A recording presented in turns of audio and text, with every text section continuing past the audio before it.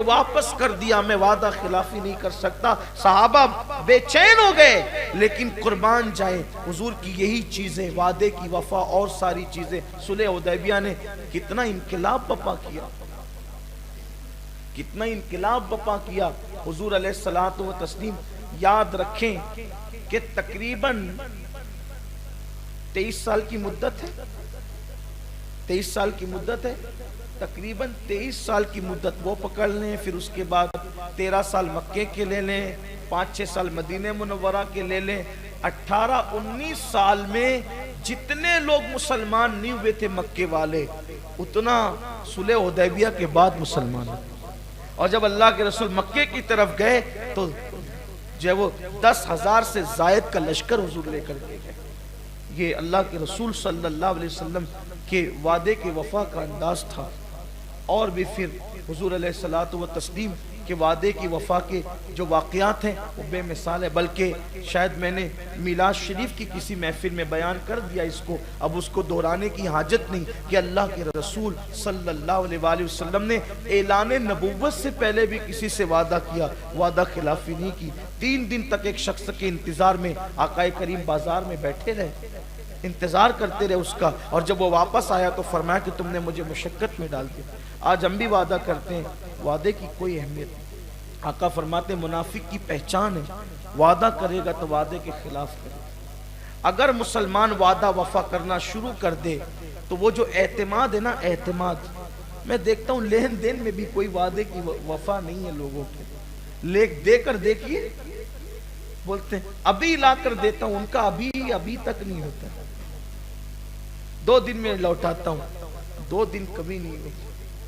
بہتوں کے ساتھ ہم نے کاروبار کر کے دیکھا، بڑے بڑے حاجیوں کے ساتھ، بڑے بڑے نمازیوں کے ساتھ، بڑے بڑے ناموروں کے ساتھ کیا، الا ماشاءاللہ، لیکن وعدے کے معاملے میں لوگوں کو کمزور پائے، وعدے کی وفا کے معاملے میں لوگوں کو کمزور پائے۔ کاش آج ہم اپنے اعمال کا احتساب کرتے اور وعدے کے پکے ہوتے۔ تیسری چیز فرمایا امانت رکھی جائے تو خیانت کرے، یہ بھی دیکھ لیں، رکھ کے دیکھیں کسی کے پاس امانت،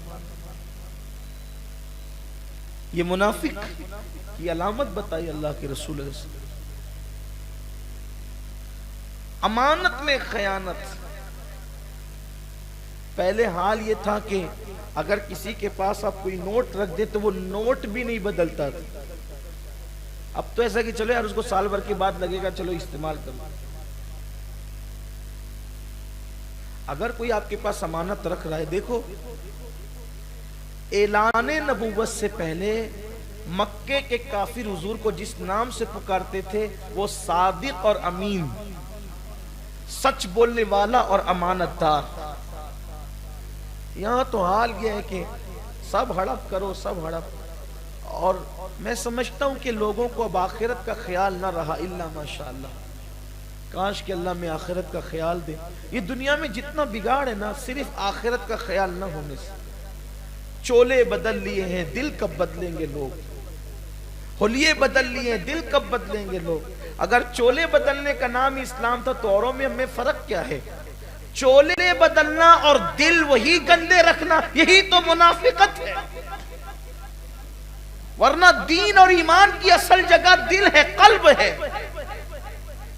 کیا امانت والوں نے امانت کا حق ادا کیا؟ امانت والوں نے کیا امانت کا حق ادا کیا؟ حضرت مالک ابن دینار حج کے لیے آئے اور کھجور خرید رہے تھے، کھجور والے نے جو ہے وہ موچ کر کے ڈالا، اور ڈالنے کے بعد 2 کھجوریں گری، انہوں نے زیادہ اٹھا کے رکھ لیا۔ بعد میں پتا چلا تو وہ کھجور واپس کرنے کے لیے اپنے وطن سے پھر آپ نے حرمین کا سفر کیا۔ امانت میں خیانت کتنی دردناک چیز ہے۔ ایک شخص نے کسی کی امانت سے ایک لکڑی نکال کر خلال کیا تھا، قبر میں اس کے منہ سے خون بہنے لگا۔ اس بنیاد پر کس نے خلال کیا؟ ایک کفن چور تھا، کفن چور، اس نے دیکھا کہ بستی کا سب سے نیک بندہ انتقال کیا ہوا ہے، اس نے قبر کھولا تو کیا دیکھا کہ اس کے منہ سے خون جا رہا ہے. اس نے توبہ بھی کر لی کفن چور نے، لیکن پھر بہت دعا کی اللہ سے، اللہ یہ تو بڑا نیک تھا، اس کی نیکی میں کوئی شک نہ تھا، مجھے بتایا جائے کہ اس کے منہ سے خون کیوں جا رہا ہے. خواب میں وہ شخص نظر آیا، کہا تیرے منہ سے خون کیوں جا رہا ہے؟ کہا بغیر پوچھے کسی کی لکڑی لے کر اس سے خلال کیا. بغیر پوچھے صرف لکڑی لے کر خلال کریں تو یہ حال ہے. لوگ کس کا کھا جاتے، اور ہمارے مالیگاؤں کی زبان میں لوگ ڈکار تک نہیں لیتے. اس کا کھایا، اس کا کھایا، اس کا کھایا، کچھ نہیں رہ گیا، کوئی خیال نہیں رہ گیا.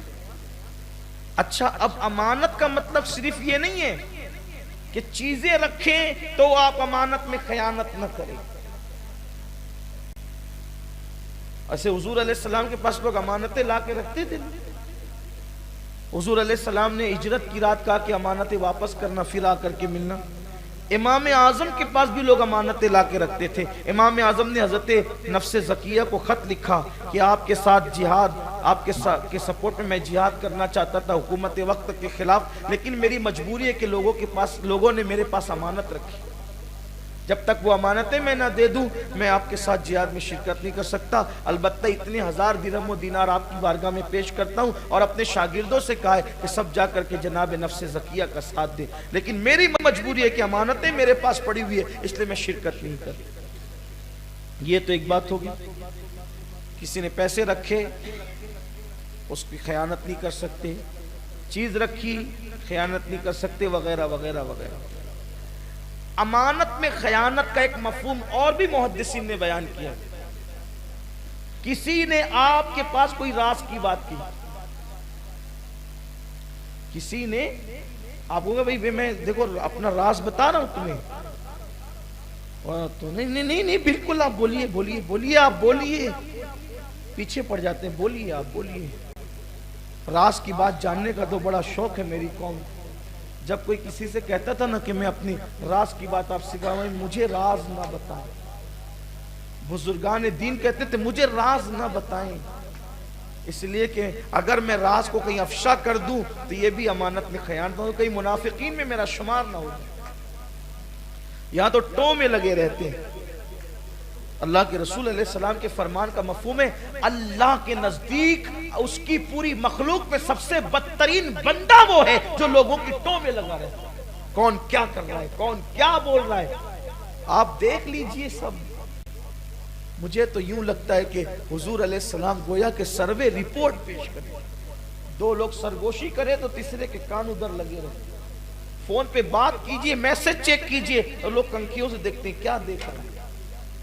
یہ تو حال ہے جناب. ارے وہ کچھ بھی دیکھ رہے، تو کیا دیکھ رہا ہے؟ آپ اسی لیے جھانک رہے ہیں نا کہ اس کے موبائل میں وہ کچھ گندی چیز دیکھ رہا ہے. یہ تو بدگمانی ہے، حرام ہے، گناہ کبیرہ ہے. اس کے موبائل میں گندگی تھی نہ تھی، لیکن تو گندا ہو گیا قدرت کے نزدیک. تو گندا بھی ہو گیا اور حدیث نے تجھے ننگا بھی کر دیا. کیوں جھانکتے ہو؟ اسلام نے بغیر اجازت کسی کا خط پڑھنا منع کیا. حرام ہے اس کی اجازت کے بغیر اس کا خط پڑھنا. تو جیسے خط ہے ویسی میسج بھی ہے. لوگ لوگوں کے میسیجز پہ نظر کیوں ڈالتے؟ پتہ نہیں اس کی بیوی نے بھیجا ہوگا، اس کی بہن نے بھیجا ہوگا، اس کی ماں نے بھیجا ہوگا، اس کے دوستوں نے بھیجا ہوگا. تمہیں کیا حق ہے لوگوں کے موبائل پہ نظر ڈالنے کی اور چیک کرنے کی؟ تم کون ہوتے ہو چیک کرنے والے؟ کسی کے ڈاٹا کو جو ہے وہ تم ہائیجیک کرنے والے کون ہوتے ہو؟ اجازت نہیں ہے. پوری دنیا میں امن ہوگا اگر حدیث مصطفیٰ پہ عمل کیا جائے. بلا اجازت خط نہیں پڑھ سکتے کسی کا. اسی سے روشنی لے کر کے موبائل کے میسیجز بھی خط کی شکل ہے. خط بند ہو گئے، ہم اس پہ آتے، مت پڑھو کسی کا. منع کیا. حضور علیہ السلام نے لعنت فرمائی ہے. اللہ کے رسول نے ارے اس کے موبائل میں کیا لکھا تھا نہیں لکھا تھا، تیرا تو کوئی بھلا نہ ہوا، اس کا تو کچھ بگاڑ نہ سکا، لیکن حضور کی لعنت تجھ پہ پڑ گئی. مت کرو خدا کے لیے. آخرت کا خیال کرو. بہت کٹھن ہے ڈگر پن گھٹ کے. یہ چلے ہیں مومن کامل بننے کے لیے. بہت آسان ہے، بچوں کا کھیل ہے. مومن کامل بننا بچوں کا کھیل ہے. چند رسومات پہ عمل کر کے کوئی مومن کامل ہو جائے گا؟ نہیں نہیں نہیں، اتنا آسان نہیں۔ لوگوں کو بیچاروں کو پتہ ہی نہیں ہے کہ ایمان کامل کیا ہے اور مومن کامل کیا ہے، اتنا آسان تھوڑی ہے۔ آؤ، یہ سنی دعوت اسلامی کا اجتماع اسی لیے رکھا جاتا ہے اور دین اسی لیے یہاں سیکھا سکھایا جاتا ہے۔ ہر ہفتے میں دین سیکھنے اسی لیے یہاں آتا ہوں، کچھ میرا بھی بھلا ہو، کچھ آپ کا بھی بھلا۔ مجھے پتا ہے یہ سارے عنوانات آپ کی پسند نہیں ہیں، لیکن پھر بھی ان عنوانات کو ہم اس لیے رکھتے ہیں کہ آپ کی اور اپنی پسند کا خیال نہ کرے، یار کی پسند کا خیال۔ مجھے پتا ہے اس کے علاوہ کوئی اور عنوان ہوتا تو آپ نعرے ضرور لگاتے، لیکن یہاں نعروں کی حاجت نہیں ہے۔ ہمیں دین سیکھنا ہے تاکہ ہم، اور مجھے یقین ہے الحمدللہ ہمارے ہفتہ وار اجتماع میں آنے والے جب آ کر کے کچھ سیکھتے ہیں تو اس پہ عمل کرتے ہیں۔ میں دیکھ رہا ہوں، مجھے امید افزا ہے یہ بات کہ لوگ عمل کرتے ہیں۔ نہیں اقبال مایوس اپنی کشت ویراں سے، نہیں مایوس اقبال اپنی کشت ویراں سے، ذرا نم ہو تو یہ مٹی بڑی زرخیز ہے ساقی، بڑی زرخیز ہے الحمدللہ ہماری مٹی۔ ہم مایوس نہیں ہیں، ہم امید پر امید ہے، اور اللہ کا شکر ہے کہ جوان جو سن کر جاتے ہیں اس کو بہت سیریس لیتے ہیں، عمل کرتے ہیں۔ تو صرف پیسے رکھ دیا، چیزیں رکھ دی تو اس میں خیانت ہی سے خیانت، باتوں کو ادھر ادھر پھیلانا یہ بھی خیانت ہے۔ کوئی راز کی بات، پہلے تو کسی سے راز کی سنو مت۔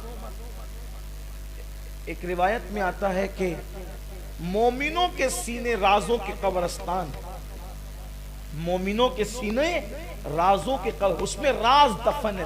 جیسے قبرستان سے مردے نہیں نکالے جا سکتے، ویسے مومن کے سینوں سے راز نہیں نکالے جا سکتے۔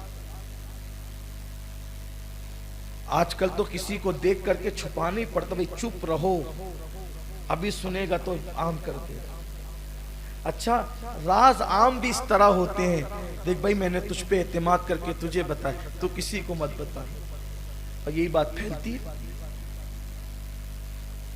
رازداری ضروری ہے۔ اب یہی راز سے متعلق ایک اور بات بھی آ جائے، اسی میں شامل ہو جائے۔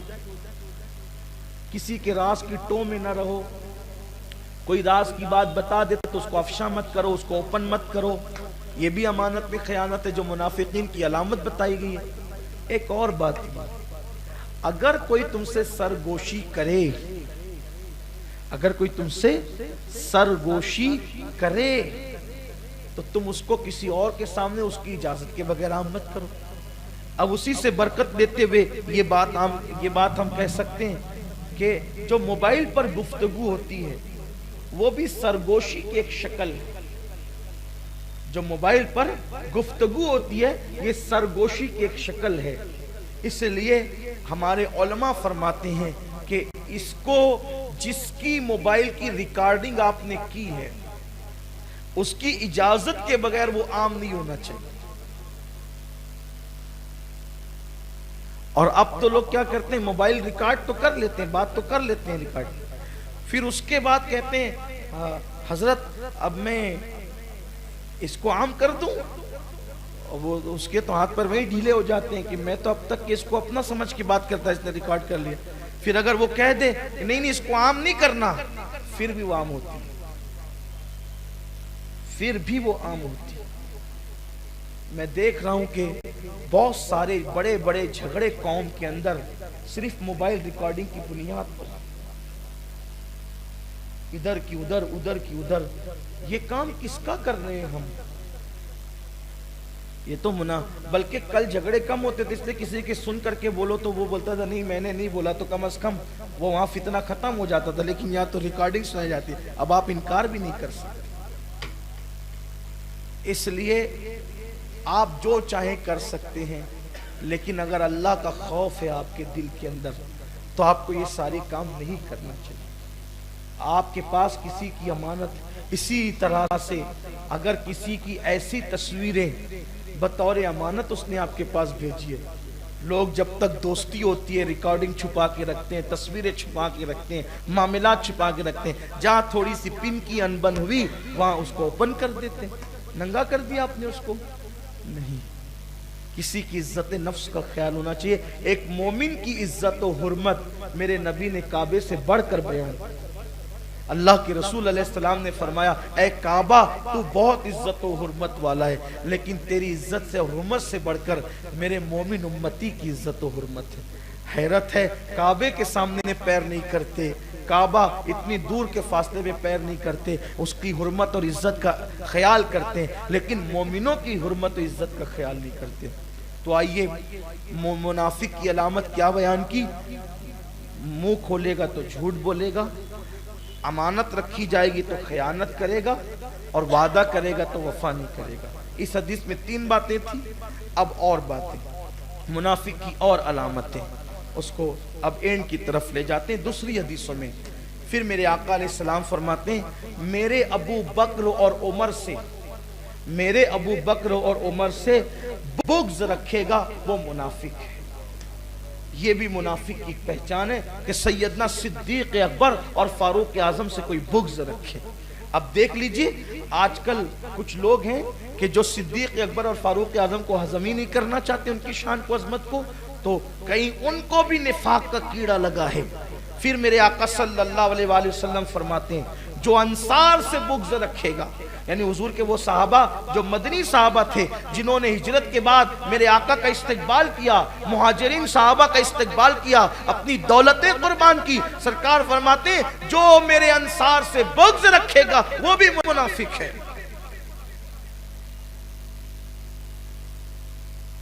پھر فرمایا جو عرب والوں سے، جو مومن عرب والے، عرب والوں سے جو بغض رکھے گا وہ بھی منافق ہے. اور پھر وہ بڑی